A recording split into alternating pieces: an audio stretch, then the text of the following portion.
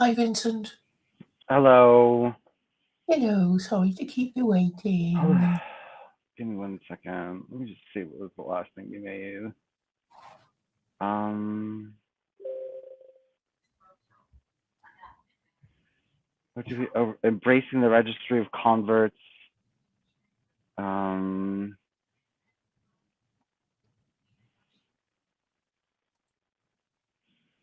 did I never publish this one?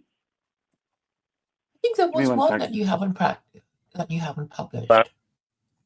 Hello? Yes, Can you hear me? I can. Can you hear me?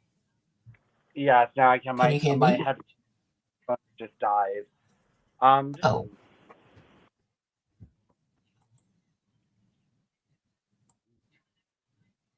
I think there was something you hadn't quite put up. see something. Let me just check.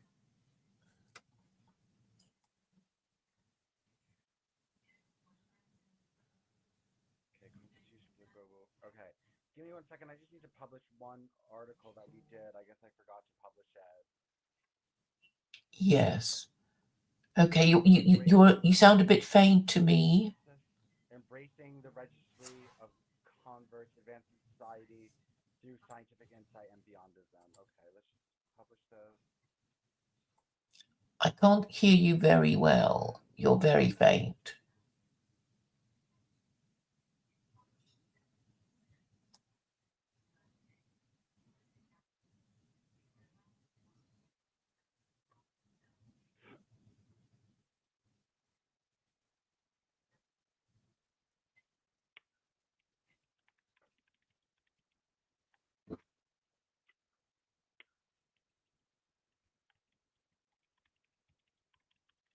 Are you there? Yes, can you hear me? Hello? I can't hear. You're very faint to me. Oh, hello? I can hear Hello? you, but you're very faint. Okay, wait, hold on. Oh, that's better. Now you can hear me? Yes, that's much better. Okay,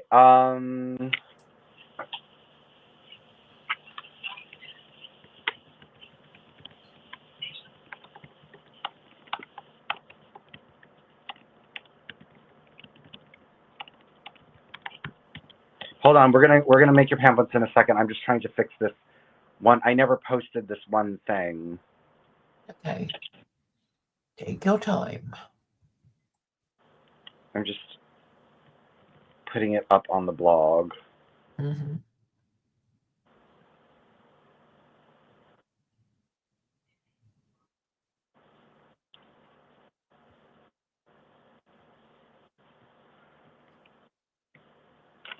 Well, the first one was Constitution of the Global Confederation. Yeah, the Constitution of the Federation. Hold on. Embracing the registry of converts.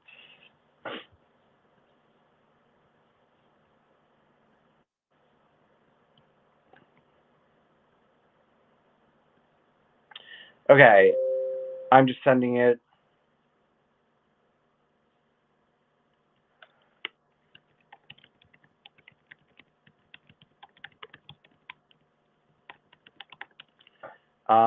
Okay, I'm just sending you this last one. So, okay, what do you want to make a pamphlet about? Any suggestions? Um, I can't remember what we said about the converts. I guess I Well, I just sent need, it. Oh, I just sent you the. yeah. So I can read it now. He's embracing the registry of converts, advancing society through scientific. Great.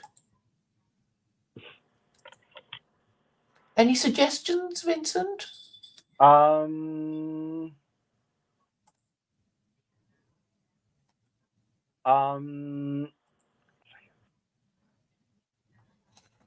Let. Um.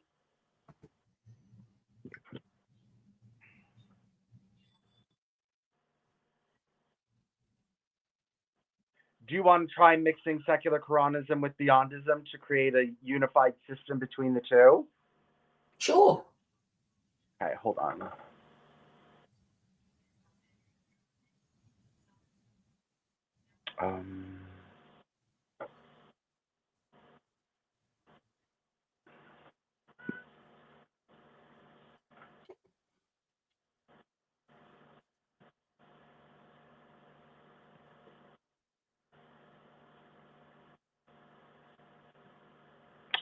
Um, okay. Let's make a new post. Okay. Let's make a new one of these.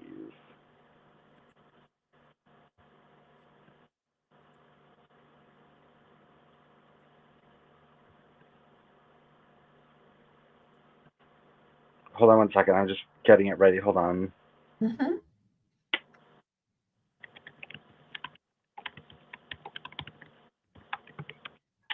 Okay, let's just. Okay, we're getting a new one.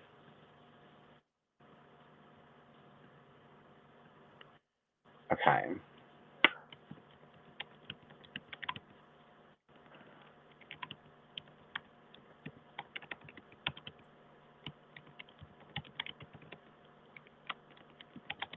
Okay, I'm just writing out the prompt. I'm going to make it mix them. Below is the definition of secular Koranism and the catechism and chapter summaries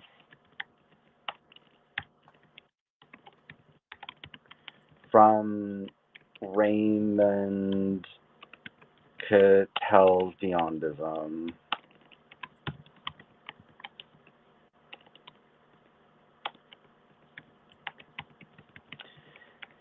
Okay, below is the definition of secular Koranism by Claire Call and the catechism and chapter summaries from Raymond Cattell's Beyondism. Synthesize these two philosophies together into a coherent political system. Okay, so first of all, let me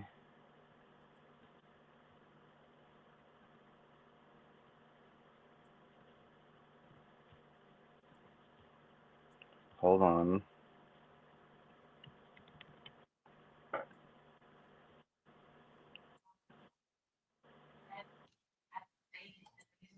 Hold on, I'm just trying to set this up.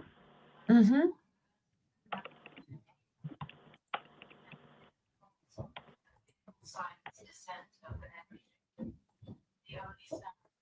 Okay, hold on.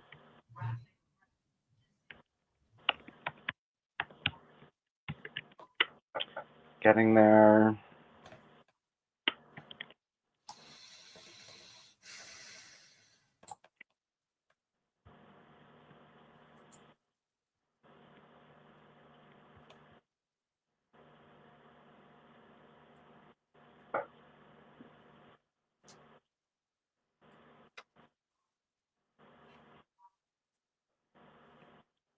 Okay, I'm getting there. Hold on. Okay.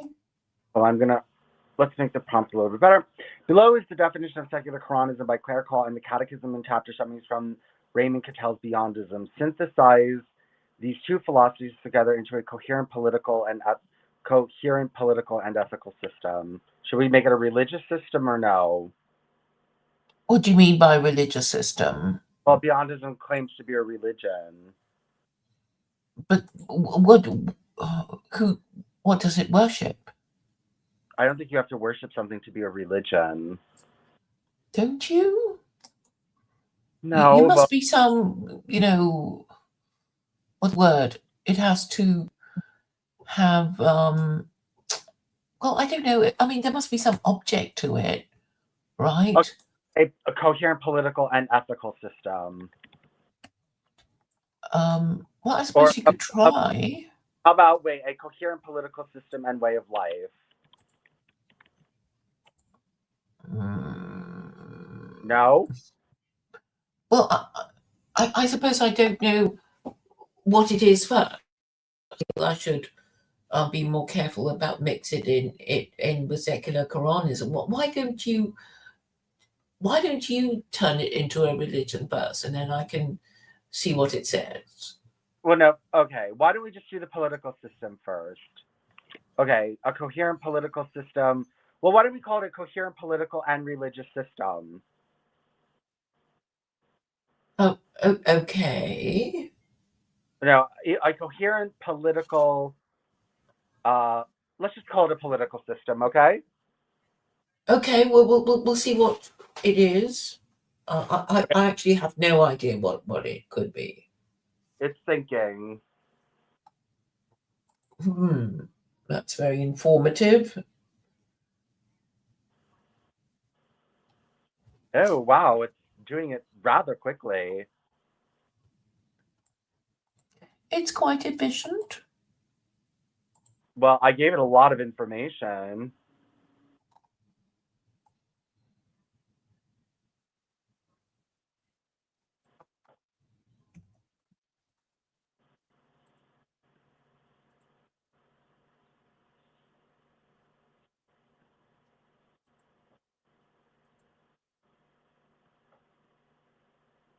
Oh no, it made a stupid. No, no, no, no. I don't want tables. Hold on.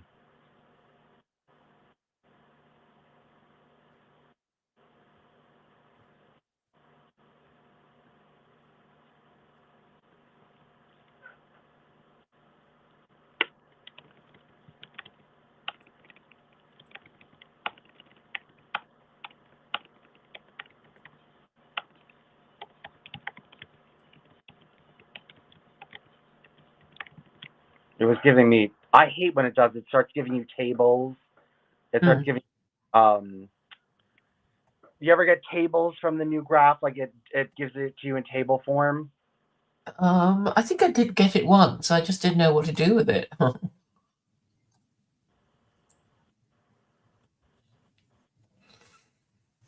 it's called Evolutionary Koranism.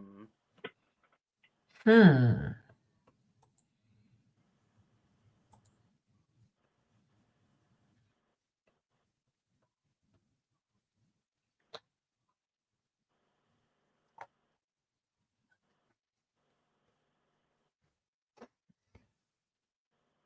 I suppose I don't quite like. Well, I suppose I'll be interested to see what it says. Were you happy with what it was saying about Mathilde Ludendorff? A little bit. It gave me some information that helped me understand a little bit further. Yeah. Okay, I'm about to send it to you. Hold on, I just gotta get it ready. Hold on. Okay.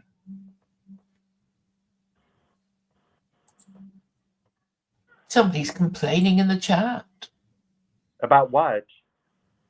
Oh, I don't know that we've already set it up, but no, it is a collaborative effort. We need to discuss the prompt before we, well, post the prompt. We need to discuss it in real time with each other.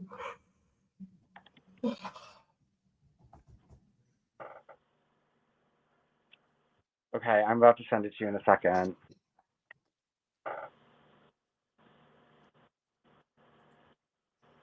This is only experimental, you know. Get a clue.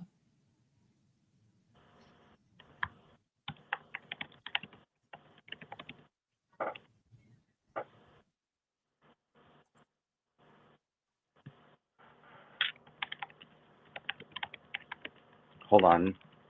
Mm-hmm.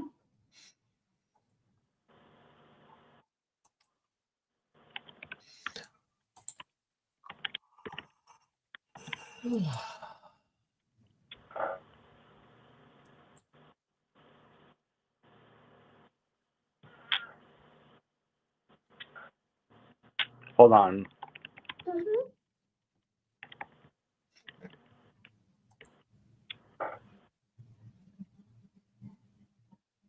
Um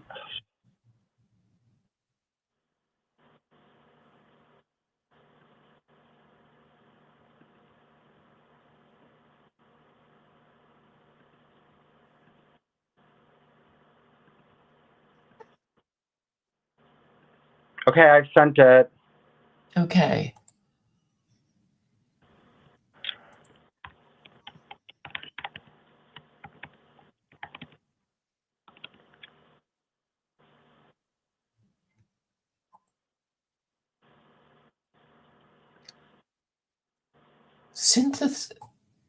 Synthesized political system, evolutionary Koranism. The synthesis of clerical secular Koranism and Raymond Cattell's Beyondism yields a coherent political system termed evolutionary Koranism. This system integrates a practical, law-based framework of secular Koranism derived from Quranic principles but stripped of religious dogma with Beyondism's scientific evolutionary ethics, which prioritizes human progress through natural selection among groups and individuals. At its core, evolutionary Quranism views evolution as the universe's prime process to which societies must conform through cooperative competition, genetic and cultural variation, and survival-orientated adaptations. It rejects revealed religions' universalism and illusions such as personal immortality or a benevolent deity in favor of an austere science-driven spirituality that channels human urges toward collective advancement.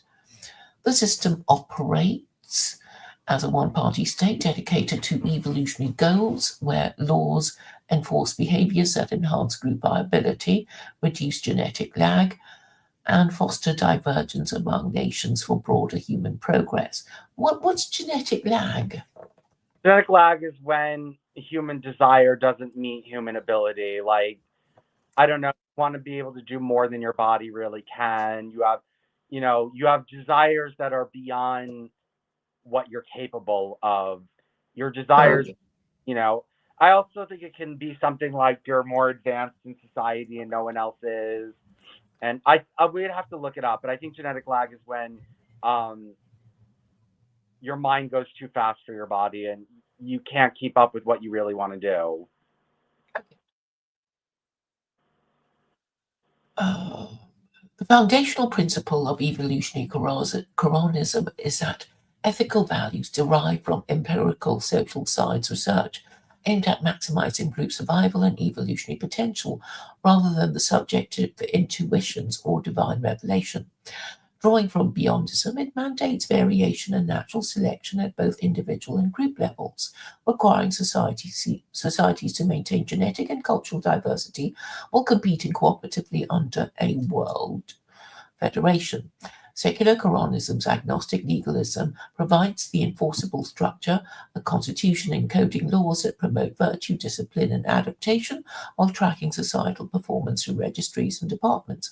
This ensures that human evolution proceeds via intergroup selection, which in turn shapes an intra-group ethics. For instance, the system's emphasis on adventure and risk-taking aligns with Beyondism's call for bold genetic and cultural mutations implemented through secular Quranism's mechanism like eugenic policies and state-directed innovation.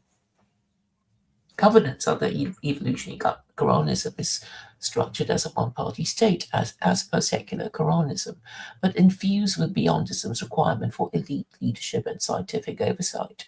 No new political parties are permitted, ensuring unified pursuit of evolutionary objectives, but a registry of dissidents provides a state platform for grievances,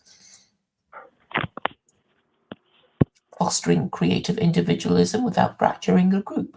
A Department of Wisdom ranks citizens by age group on problem solving in logic, math, human needs, politics, and morality, selected qualified elites for decision making.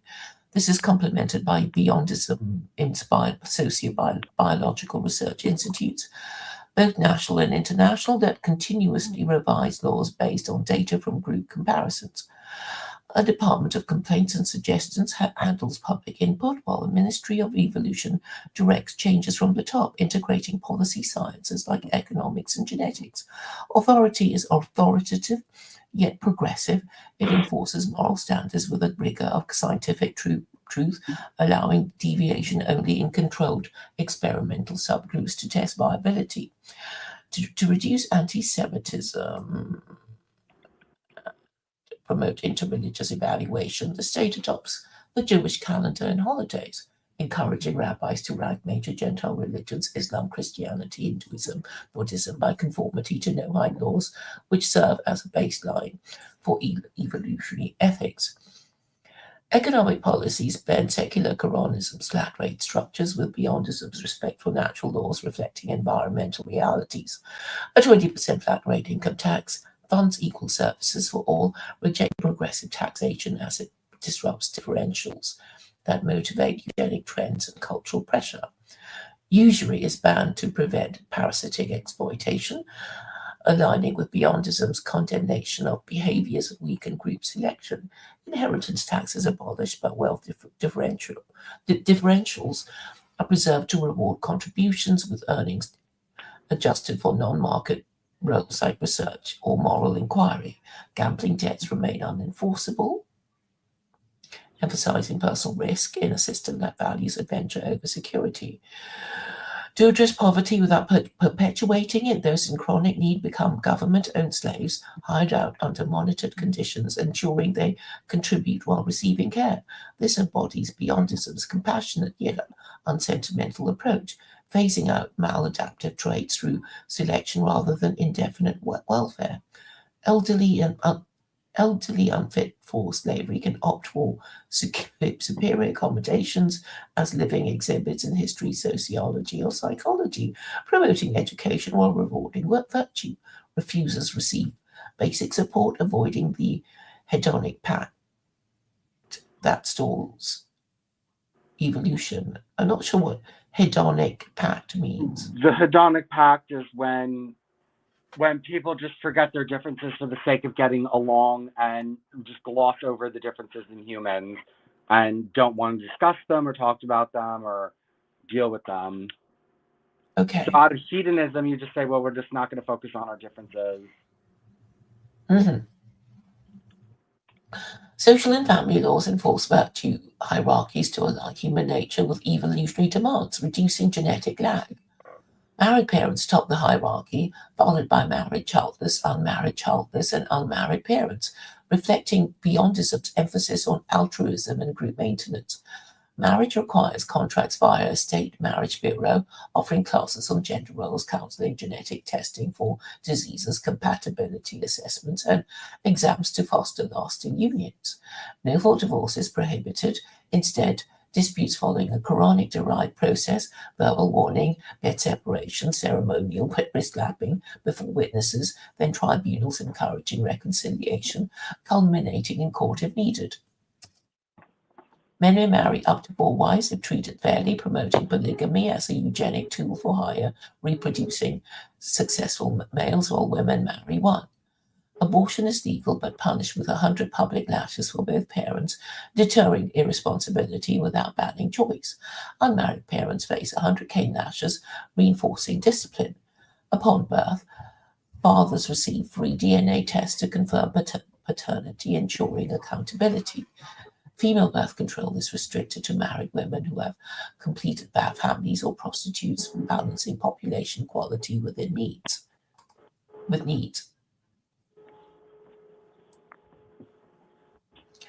Sexual moral regulations curb excesses that hinder cultural creativity and sublimation, as per Beyondism's analysis of ergic energies. Do you know what ergic energies are?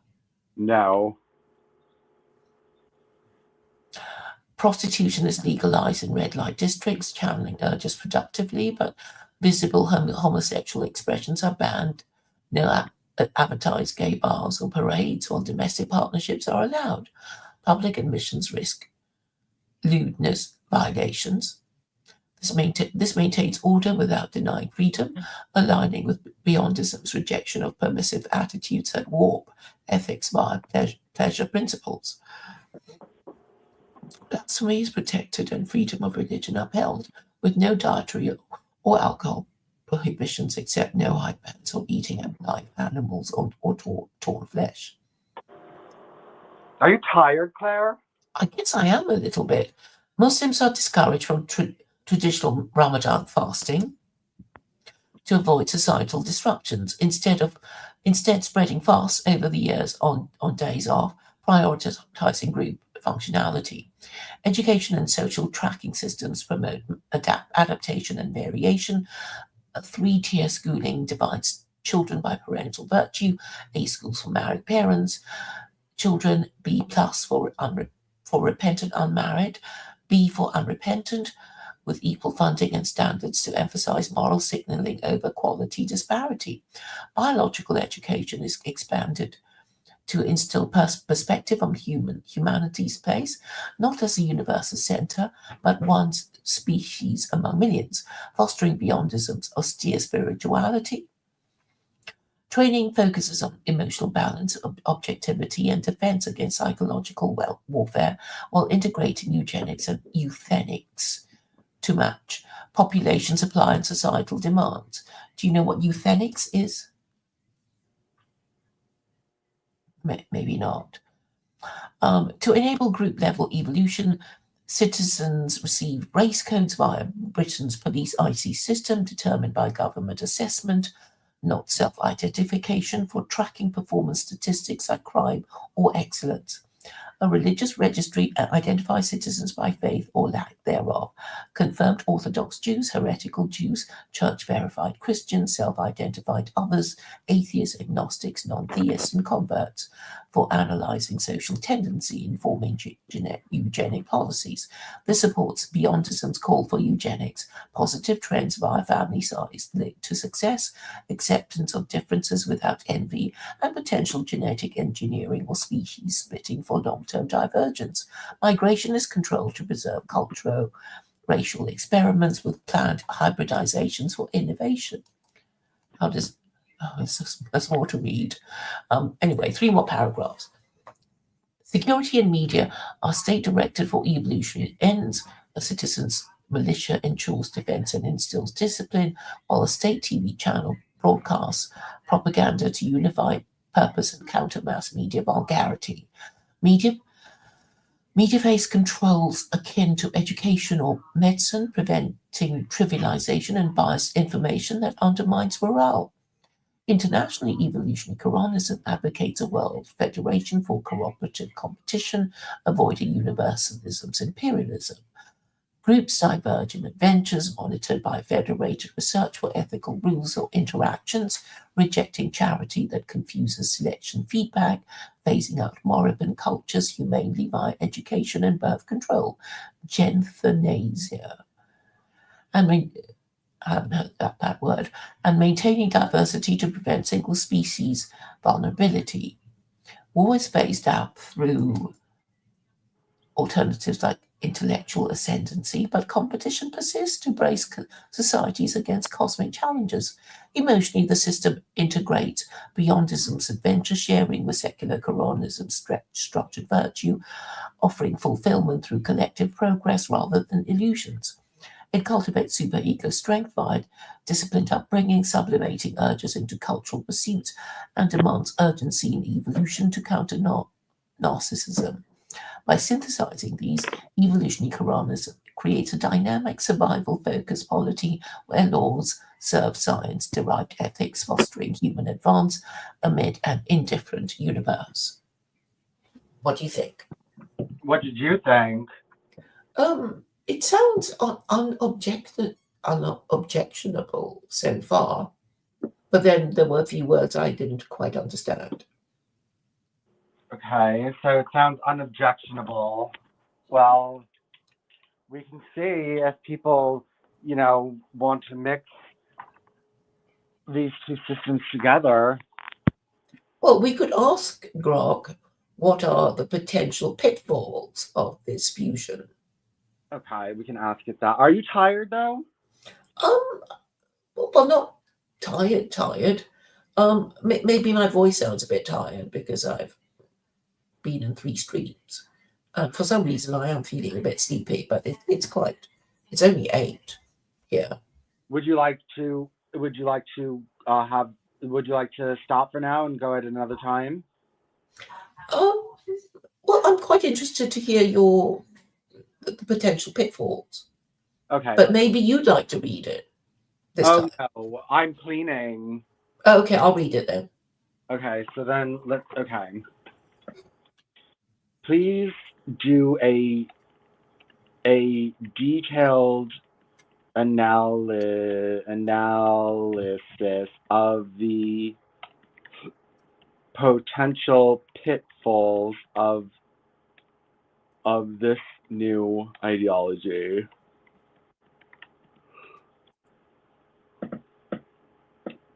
Okay, it's thinking. Mm-hmm.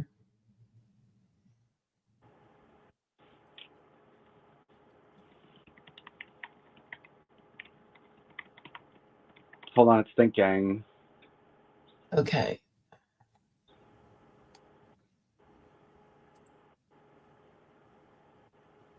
Maybe I'll go and get myself some coffee. Okay, it's generating. When it's done generating, I'll send it to you. All righty. I'll be back in a minute. Pitfalls dehumanization. What? Nothing. Just dehumanization is one of the pitfalls. Okay.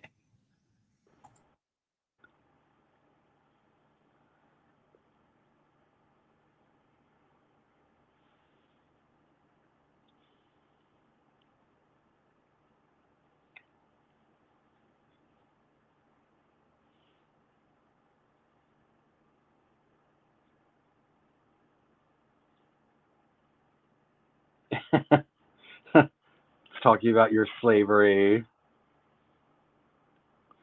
Oh, this is quite long.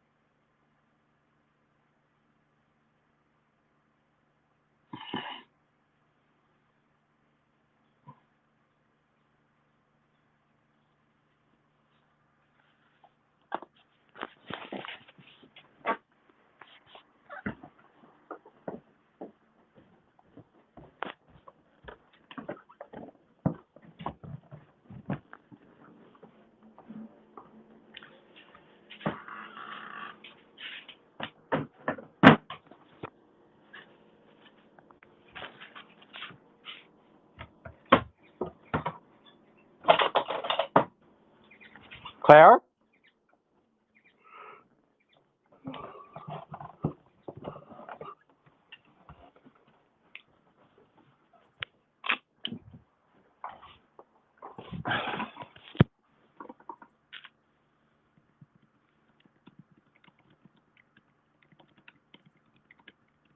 I'm back.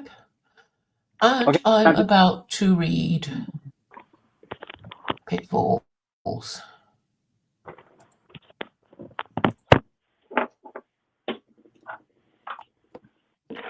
Detailed analysis of potential pitfalls in evolutionary Koranism. Evolutionary Koranism synthesized as a synthesized ideology blending Claire Cole's secular Koranism with Raymond Cattell's Beyondism, presents an ambitious framework for a science-driven, evolution-oriented political system. However, its integration of Quranic-derived laws with eugenic and selectionist principles introduces numerous potential pitfalls. These span ethical, political, social, economic, practical, and philosophical domains. Below, I outline these risks in detail, drawing on the core elements of the ideology. For example, one-party rule, genetic registries, virtue hierarchies, eugenics, and intergroup competition, while referencing criticism of its source philosophies. The analysis highlights how these components could lead to unintended consequences, abuses, or societal harm, potentially undermining the ideology's goal of human progress and group viability.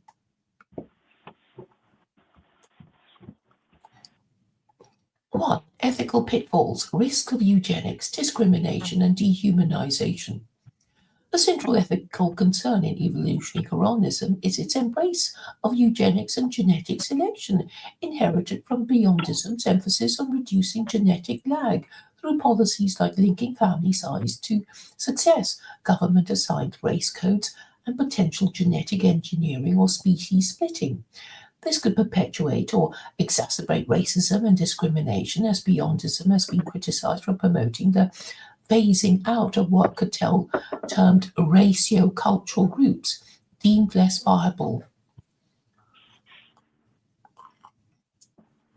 Critics have labelled Beyondism as a neo-fascist contrivance that encourages radical eugenicist ideology, aligning with historical fascist causes by advocating for the elimination of maladapted populations through measures like euthanasia, humane phasing out by education and birth control. I'd like to look up an example of euthanasia. Euthanasia is the phasing out of a culture and gene line that's not doing very well. What encouraging? Well, it seems like white people have done that to themselves, right? Well, yes, they're doing it to themselves, but it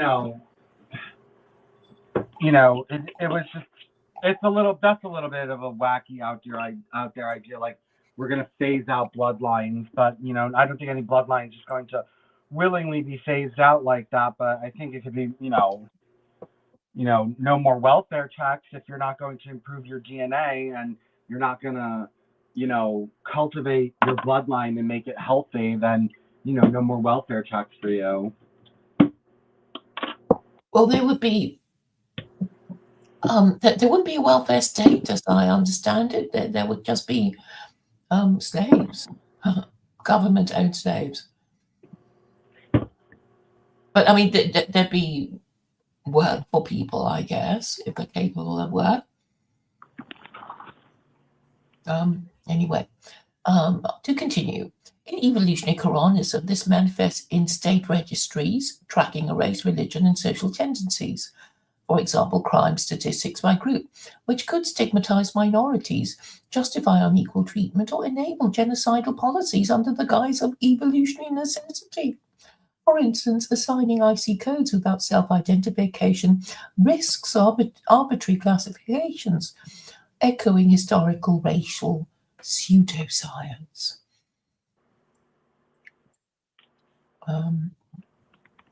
Furthermore, the ideology's treatment of vulnerable groups, such as government-owned slavery for the impoverished, public lashings for abortion or unmarried parenthood, and tiered elderly care based on utility as living exhibits racist profound dehumanization risks.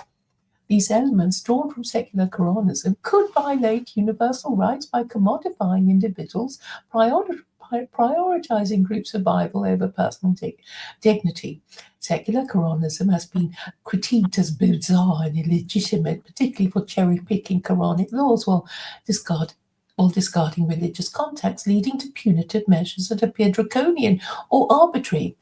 Combined with Beyondism's unsentimental compassion, for example, rejecting charity that confuses selection feedback, this might foster a culture where empathy is subordinated to efficiency, potentially normalizing cruelty or indifference to suffering.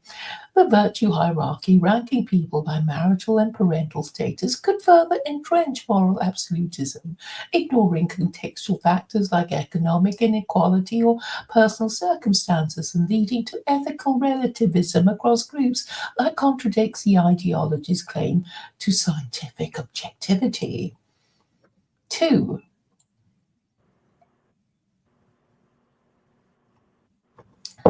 authoritarianism and suppression of dissent.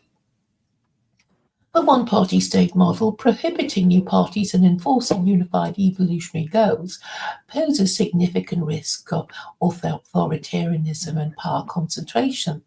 While justified as ensuring cooperative competition and elite guidance via the Department of Wisdom, this structure could stifle political pluralism, innovation, and accountability. Beyondism's call for direction by qualified elites, democratically watched, has been criticized for its fascist undertones as it prioritizes survival metrics over democratic consent, potentially leading to elite capture or corruption. In practice, a registry of dissidents offering a state platform for grievances might evolve into controlled opposition where genuine critique is tokenized or suppressed, echoing totalitarian regimes' propaganda tools like state TV channel. Well, that's what we have now already. Internationally, the advocacy for a world federation regulating intergroup competition, for example, avoiding genocide but allowing euthanasia, could enable hegemonic abuses. If more powerful groups dominate the federation, they might impose evolutionary standards that favor their survival, leading to coerced cultural homogenization, despite the ideology's emphasis on divergence. Secular Koranism's adoption of Jewish calendars and holidays to reduce anti Semitism might inadvertently promote cultural imperialism or alienate non Jewish populations, while encouraging rabbis to rank religions could fuel interfaith tensions rather than harmony. Critics of secular Koranism view it as a thought experiment that distorts Islamic principles, potentially alienating Muslims and non Muslims alike by secularizing sacred texts in a way deemed heretical or out of the fold of Islam. This political rigidity risks backlash, including revolutions or underground movements, undermining the system's evolutionary adaptability. Adaptability. Three, social pitfalls, gender inequality, stigmatization, and cultural erosion. Socially, evolutionary Koranism's law on marriage, sexuality, and family could entrench gender disparities and social divisions. Polygamy for men up to four wives, but monogamy for women, restricted birth control, and disciplinary measures like wrist slapping for wives reflect patriarchal elements from secular Koranism, which critics have called vile and extreme, potentially satirical in their extremity. These could exacerbate gender-based violence or inequality, especially in a system where men hold disproportionate power in family structures. Grok is a feminist. The ban on visible homosexuality and no-fault divorce might suppress LGBTQ plus rights and personal autonomy, leading to mental health crises or social unrest. The three-tier schooling system based on parental virtue stigmatizes children of unmarried or unrepentant parents, potentially perpetuating cycles of disadvantage despite equal funding claims. Religious and racial registries for tracking social tendencies risk fostering division, prejudice, and self-fulfilling prophecies. For example, higher scrutiny leading to inflated crime stats for certain groups. Beyondism support for voluntary eugenics and acceptance of group extinctions has drawn accusations about racism, as it could justify social Darwinism that erodes solidarity. Culturally, discouraging Gentile holidays or traditional Ramadan fasting might erode diverse identities, contradicting the ideology's call for variation and leading to cultural homogenization or resentment.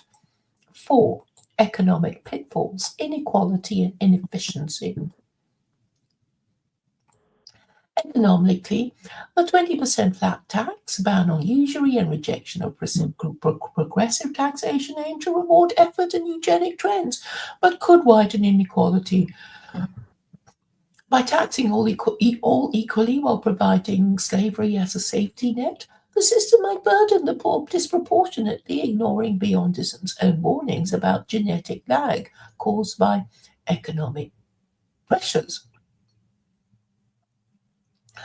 The abolition of inheritance tax preserves wealth disparities, potentially creating entrenched elites, while unenforceable gambling debts and state-controlled media could stifle free markets and innovation.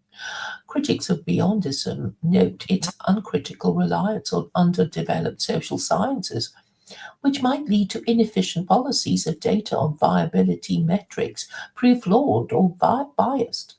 In a global context, rejecting intergroup charity could hinder humanitarian responses to crises, exacerbating global instability. Did I say anything about rejecting intergroup charity? I don't remember saying that. That might have come from Beyondism. But remember, this is your philosophy mixed with Beyondism, so it's not pure secular Koranism. Okay.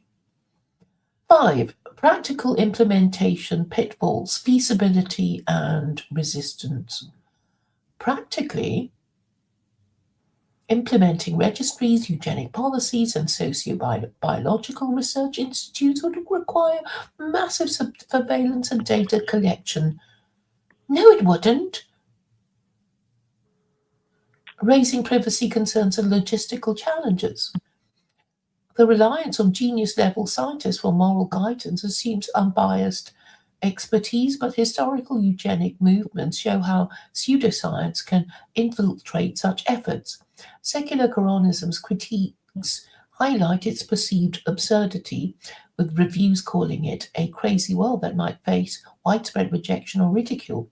Resistance from religious groups, for example, viewing it as heretical or human rights advocates, could spark conflicts, while the austerity of Beyondism, rejecting illusions like personal immortality, might fail to inspire mass adherence, leading to low morale or defection. The grand experiment of diversified groups risks ethical oversights in monitoring failures, potentially causing unnecessary suffering if moribund groups are phased out prematurely. I wonder what they mean by moribund groups. Can you think of an example? Well, a group that's not doing very well, that's not able to sustain itself.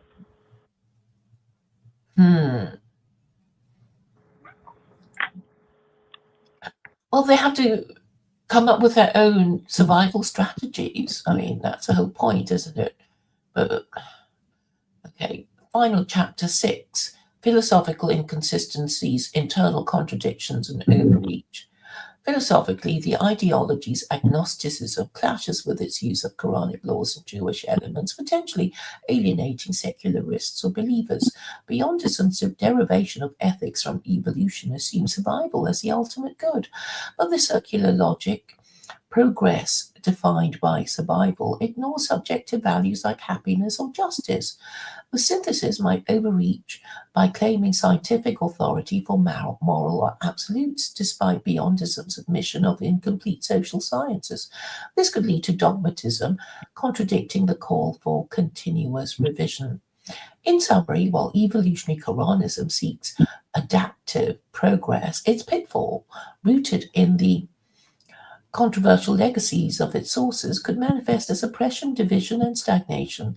Historical parallels to eugenics driven ideologies underscore the need for safeguards, lest it devolve into a dystopian regime rather than an evolutionary utopia. Well, what do you think? What do you think? I mean, it seemed to be rather unappreciative. Well, I mean, I've been saying to you that marriage is the is actually a eugenic practice, and therefore all these eugenicists talking about eugenics were really reinventing the wheel. I mean, I mean, it's obviously eugenic in the sense that it's forcing people to, take marriage seriously and not have sex before, and you know, I mean, this is really one of the ways to sort of make people take it seriously. Because the whole concept of marriage is that you're only allowed to have sex with your spouse and nobody else, and you're only allowed to, marry persons of the opposite sex, not within the forbidden degrees of consanguinity. So there are all these conditions, and then all the gender roles you have to perform in order to find, a halfway decent spouse. And there will be a lot of people who say, no, I don't want to do it. Or even if they did want to do it, nobody, wants to marry them. And so I guess the idea is that not everybody gets married. And if you put it in this way, then people will kind of respect it more as a practice. This whole stuff about, marriage being an honourable estate, which is one of the things that the Church of England says in the the wedding vows, with a priest presiding over the couple. So it's been. I know you don't agree, but obviously if you practice monogamy, then most people will marry, because there should, in theory, be somebody out there for you if your society practices monogamy. With the whole idea that no doubt you will find oppressive, that you can't have sex before marriage, and this would completely upset the whole thing for gay people, right? You just wouldn't want to have anything to do with it. To not have sex until after a ceremony, what's that all about? I'm sure gay people will ask. Mm. But I think social animals. I mean, do you have any knowledge of who gets to have sex with whom in social animals, like elephants and, I don't know, wolves and stuff? Did you ever study that animal behavior? Not like that. No, I didn't study it like that. But I mean, how lions operate. So it's basically a pride of lions. It's one lion with his harem, and it's called a harem because he's got more than one wife, one sex partner. And they seem happy with the arrangement, but I guess it just means that life for a lion is probably quite brutish and short, because he's only, healthy and strong for a brief period of time, and then some younger lion is going to beat him and kill his cubs and take over. Right? I mean, this is how brutish it is. And we also know from stags that it's very exhausting trying to, defend your harem from rival males, because they'll be wanting to challenge you, one after the other for, rights to breed with your harem. So this tends to prove the point that polygamy can be quite tough even for the alpha male with more than one wife, because with all these women, um, his life is made more complicated, and then they're going to fight, and the children are going to fight, and it's you know if it's bad enough running your own household with just one wife, I mean, think how it would multiply if you have more than one wife, and certainly more than four. It would just become unmanageable.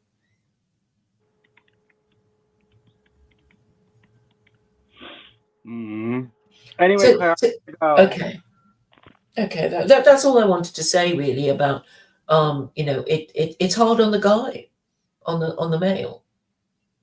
Either way, it's hard, and maybe there's no escape from you know how boring and tedious and self-sacrificial it all is. Mm. All right, I'll talk to you later. All right, All right, thanks, bye. bye.